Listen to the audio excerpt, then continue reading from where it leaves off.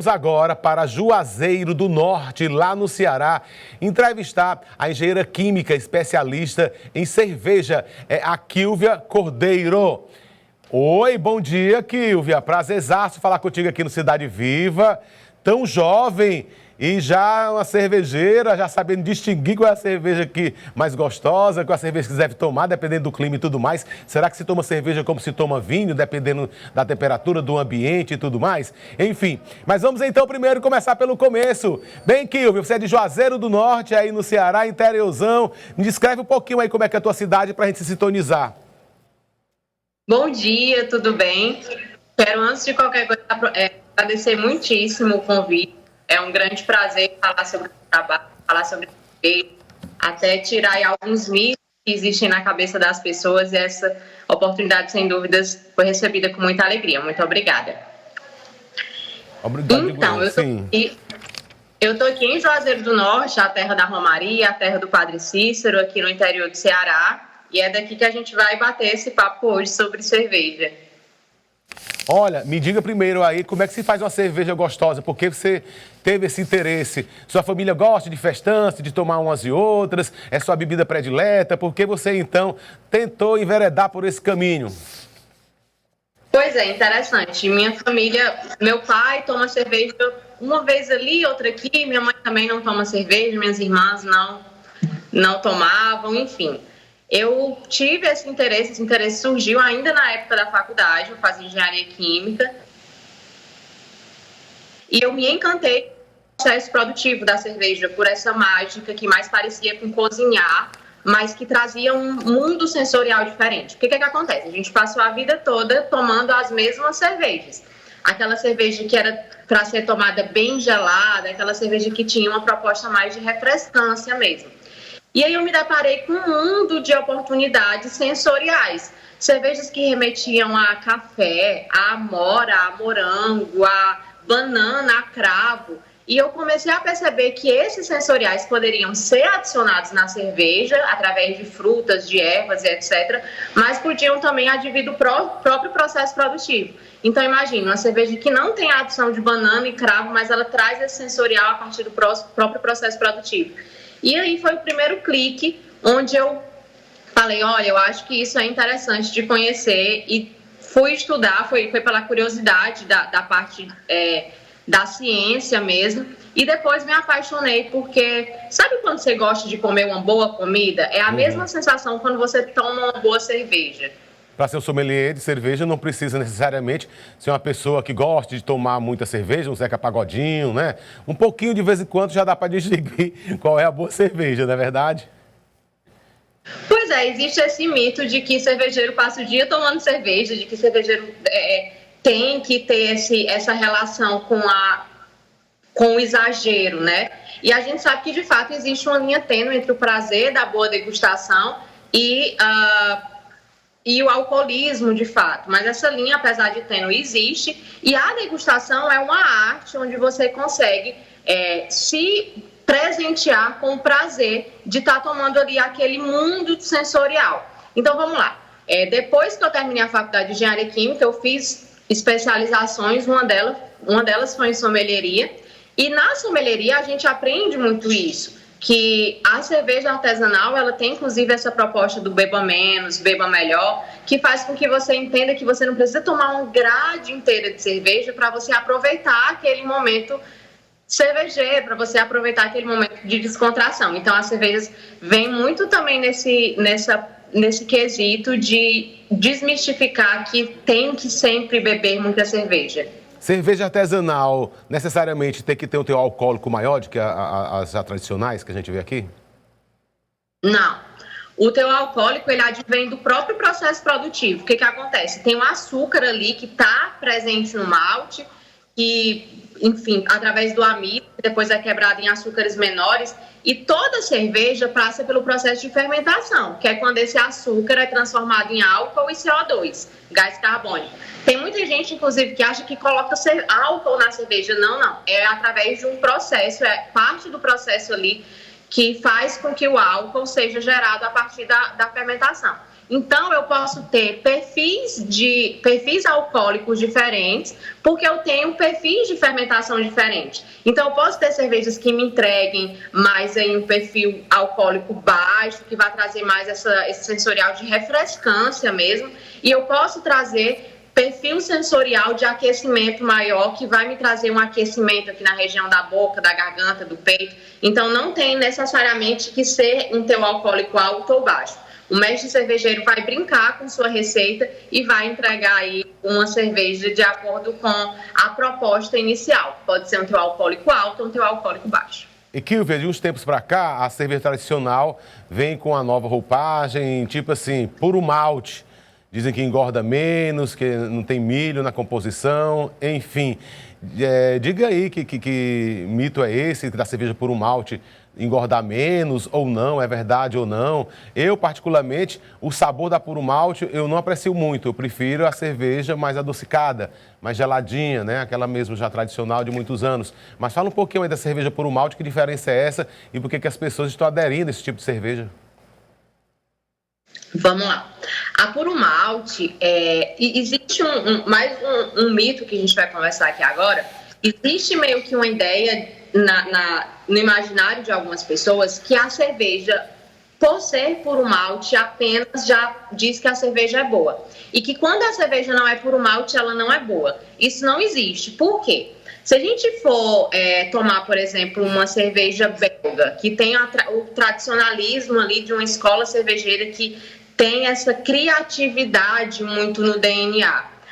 Você pode tomar uma cerveja que não seja puro malte.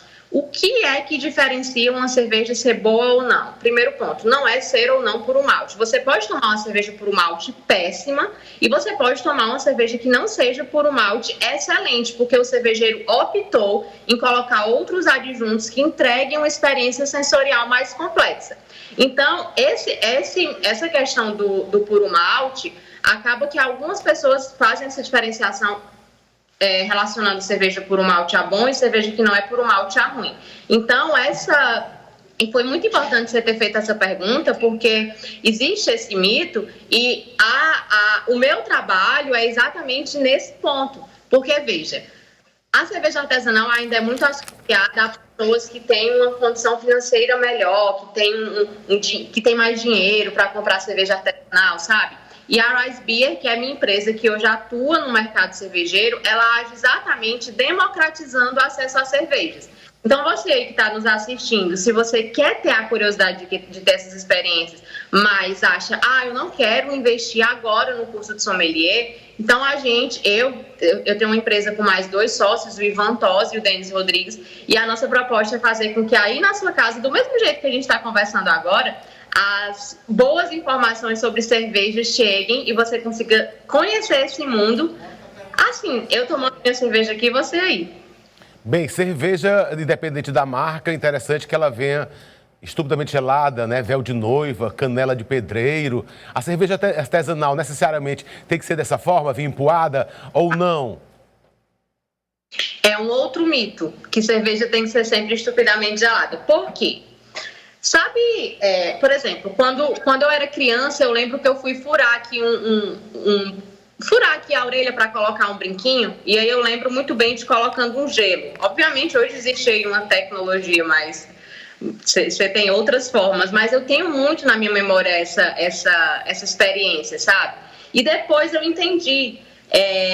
Veja só, assim como o gelo anestesia aquela parte da pele ali, como no meu caso de criança, que eu lembro dessa experiência, a cerveja muitíssimo gelada também anestesia a nossa língua, ela anestesia as nossas papilas gustativas. Então, acontece que você não sente o sabor da cerveja, você está sentindo a refrescância que aquela temperatura bem gelada está te trazendo. Mas você não sente o sabor da cerveja. O sabor mesmo você sente quando ela começa a ficar mais quentinha. E aí é por isso que tem muita gente que não gosta de tomar cerveja mais quente, porque aquele sabor que ela está sentindo não agrada. Então, na cerveja, nós temos diferentes perfis de temperatura. Se você for tomar uma cerveja que tenha a proposta da refrescância de fato, você toma ali uma cerveja mais geladinha. Se você tem uma cerveja que tem um teor alcoólico maior, por exemplo, ela já deve ser tomada numa temperatura um pouco maior. Então, não tem uma regra exata para todas. Cada cerveja tem ali a sua temperatura que vai ser manuseada para que tudo que a cerveja possa te proporcionar seja recebido de forma cada vez mais assertiva. Quando a pessoa se toma um vinho, sommelier, e diz, né, pra gente que tem que primeiro cheirar a rolha, balançar o copo para aguçar todos os sentidos do olfato e paladar e tudo mais. Cerveja dessa forma, porque eu já ouvi comentário que cerveja tem que ter, às vezes, um dedo de espuma, outras pessoas preferem 2 dedos de espuma, o chopp tem que ser com um colarinho maior, outro menor. Isso interfere no sabor? Me explique aí, por que essa história de algumas pessoas não querer espuma, a outra precisa da espuma, enfim. A espuma ela é muito importante porque ela forma uma barreira física ali. Você vê que tem o líquido, tem a espuma, essa barreira, e depois tem o meio exterior fora do copo. Então, a espuma ela forma uma barreira física entre o líquido e o meio exterior. Então, o que acontece? Quando você toma uma cerveja que tem ali aquela espuma bem formada, você faz com que do primeiro ao último gole, essas características que tem na cerveja sejam preservadas. Porque, caso contrário, os aromas vão se volatilizar de forma mais rápida. Então, essa história de pedir chopp sem colarinho acaba interferindo na experiência sensorial que você pode ter, porque os aromas vão de fato se volatilizar de forma mais rápida, entende? Uhum. Então, a sugestão é sempre pedir o chopp, a cerveja com colarinho e aproveitar, porque em algumas cervejas o colarinho às vezes dá vontade até de comer de colher, de tão denso que é, e traz uma experiência muito interessante. Em relação ao clima, quando o clima está frio, se pede um vinho. Se está quente, uma cervejinha gelada. Em locais de clima como o nosso, o meu e o seu, aí onde você mora, que é 40 graus, com uma banda, o consumo é maior da cerveja do que bebidas quentes?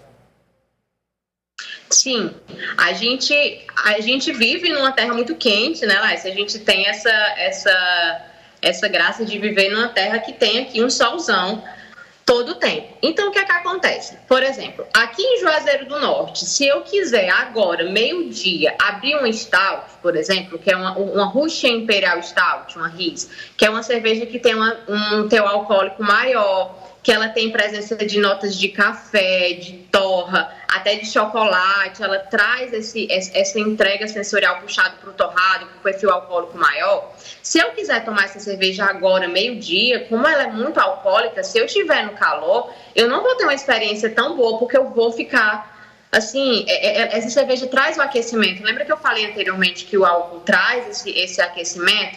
Então eu vou ficar ali meio ruinzinho de experiência nesse ponto. Mas se eu estiver na praia e tem uma Witbier, por exemplo, que é uma cerveja que leva casca de laranja, casca de limão siciliano, portanto é bem cítrica, bem refrescante, ela tem uma carbonatação interessante também. A carbonatação é aquela sensaçãozinha que a Coca-Cola traz quando você põe ela na boca, aquela picância na língua. Então, essa cerveja vai ser mais sugestiva para um dia de praia, do que, por exemplo, tomar um Russian Imperial Stout na praia. Mas o que é que eu sempre falo? Que a experiência é muito particular. Então, se a pessoa gosta de tomar aquela cerveja naquele clima específico, naquele dia específico, o importante é que não tenha regras para as pessoas se absterem de aproveitar como elas acharem melhor. Mas existe, assim, algumas indicações. Por exemplo, se você estiver na praia, você toma uma cerveja mais refrescante. Se você estiver na serra, que aí a gente também tem clima de serra aqui no nosso Nordeste, né? Se você estiver na serra, toma uma cerveja que tenha esse aquecimento do teu alcoólico maior. Mas eu sempre digo que são sugestões, são indicações. Mas quem manda mesmo é o gosto de quem está tomando cerveja, é a vontade de quem está tomando cerveja. Bem, eu tenho parentes em Fronteiras do Piauí, que fica próximo a Picos, né? Fica nessa região também que você mora. O clima já chegou a 13 graus aí à noite, nesses dias. Aí também chega, né, nesse momento, né? Outra coisa que eu quero falar para a senhora também é em relação ao sabor da cerveja. Eu já experimentei uma vez na vida, de uva, mas não saiu da minha cabeça. Que coisa gostosa, cerveja de uva, espumava, né? Era quase um refrigerante, mas tinha um álcool no meio, não é isso? O que é que dá mais prazer, o que é que dá mais frescor? Porque eu acho que banana eu fiquei meio assim, será que rola banana, cerveja de banana?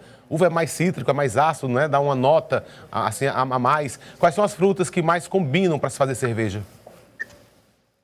Veja, nós temos alguns perfis sensoriais que advêm desse próprio processo de fermentação, como eu citei anteriormente. Por exemplo, uma Weizenbier, que é uma cerveja de trigo, que leva essas características que eu citei anteriormente. Não é que necessariamente a cerveja vai vir com aquele sensorial forte de banana, como se a gente estivesse tomando uma bananada mesmo. Porque a gente sempre associa, por exemplo, banana, você já lembra de uma bananada, de um doce de banana ou algo do tipo. Mas o que é que acontece? Veja que interessante. Como a gente recebe essa informação sensorial no cérebro e a nossa biblioteca sensorial, o nosso cérebro armazena um monte de informações que chegam até nós durante a vida toda. Então, eu tomo ali uma cerveja que tem esse sensorial de banana. Não é literalmente a banana que tem ali dentro, mas o meu cérebro busca o que mais próximo ele acha para poder associar. Então, ele acha ali o sensorial da banana. Então, o que é que acontece? Não é que tem aquele presença forte. Não, é uma presença sutil. É quase como um charme, um encanto pela cerveja, sabe? É para ativar ali um lado seu que você ainda não conhece e falar, rapaz, olha só que interessante, essa cerveja tem um sabor diferente.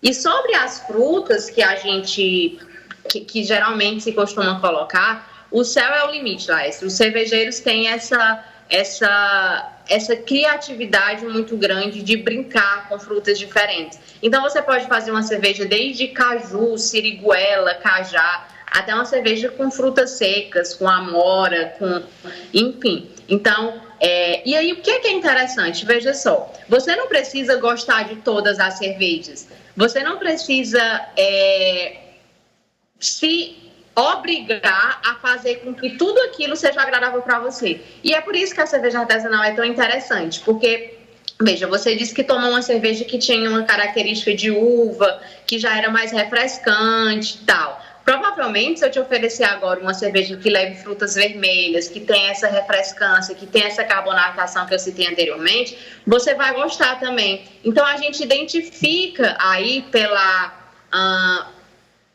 característica sensorial, pelas preferências sensoriais, o que a pessoa pode vir a gostar, e também não é impeditivo que ela comece a gostar de outras características, porque a nossa memória sensorial é formada também por exposição e repetição. Então, o interessante é que tem esse mundo para conhecer e os cervejeiros brincam aí com as frutas, com as ervas, com as especiarias, com os adjuntos, e nós brincamos todos do lado de cá. Nós, cervejeiros, brincamos com as frutas e nós também todos brincamos do lado de cá de tomar essas cervejas e brincar aqui qual é a que eu gosto mais, qual é a que eu gosto menos. É uma experiência bem interessante e divertida. E Kílvia, onde é que a cerveja preta protagoniza nessa história das cervejas?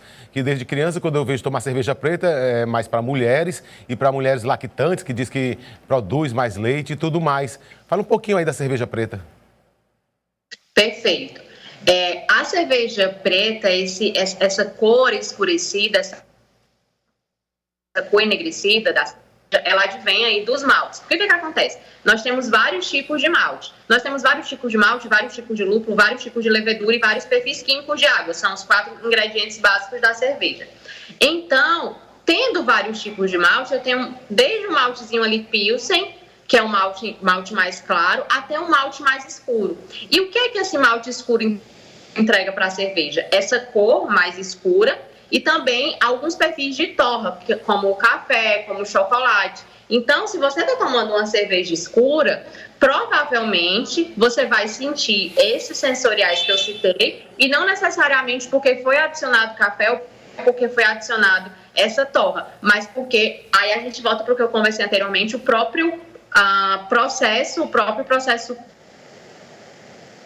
de produção o malte entregasse esses atributos. Então, a cerveja preta é uma cerveja muito interessante de ser tomada. Eu até sugiro para quem está assistindo a gente que procure buscar outras cervejas escuras, além dessas que a gente já conhece muito comercialmente. Procure conhecer outras cervejas. Existem cervejas escuras com adição de frutas, com adição de especiarias. Então, é uma cerveja muito interessante de ser tomada. E sem sombra de dúvidas, para quem não conhece ainda, vale a experiência. E Kilvia, me fala um pouquinho sobre uma história que eu vou te contar. Eu e uma prima minha, né, a gente é contemporâneo, e nós não costumamos beber, mas um dia a gente foi pro bar no primo da gente, tomamos vamos experimentar uma cerveja de cada. Tá aí, o que tinha de cerveja no bar, a gente tomou uma de cada para experimentar. Rapaz, é uma história, experiência muito doida, né? Esse negócio de misturar cerveja dá algum problema? Tem gente que diz também que dá disenteria, problema de barriga, enfim. Misturar cerveja, tem algum problema nisso? Não tem. Por quê? A sugestão que eu dou é a seguinte: se você for para um barzinho e lá tenha vários tipos de torneira, vários tipos de cerveja, várias torneiras diferentes com cerveja, então a sugestão é que você peça uma quantidade menor. E aí você consegue tomar cervejas diferentes. Porque, veja, se você for para um bar que tem, sei lá, 15 torneiras, imagine se você tomar um copo de 330 ml de cada. Chegou na 10ª, você não está mais nem sabendo contar. Então, a sugestão é que, se você quer provar muitas cervejas diferentes, então pede uma provinha, porque sabe o que é interessante também? Vão ter cervejas que você vai gostar e vão ter cervejas que você não vai gostar. E não é porque a cerveja é boa, nem porque a cerveja é ruim. E nem tampouco porque você bebe bem ou você bebe ruim. Isso não existe. É porque é normal, assim como a gente gosta de roupa, assim como a gente gosta de carro, assim como nós temos nossas preferências por determinadas coisas, nós também temos preferências por cerveja. Então a sugestão é peça um pouquinho e aí as que você gostar mais, você pede. Um bom cervejeiro se conhece pelo tamanho da barriga. Cerveja da barriga ou que acompanha o tiragosto aí, é que acompanha o dia a dia, tomar diariamente cerveja. O que é que dá barriga? Cerveja da barriga é ter esse mito ou não? Que pelo que eu vejo, você deve ser magrinha. Existe, eu já ouvi muito isso, que o bom cervejeiro se conhece pela barriga, e eu vou te confirmar que é um mito, viu? Porque eu sou magrinha, não tenho barriga de cervejeiro e sou uma boa cervejeira.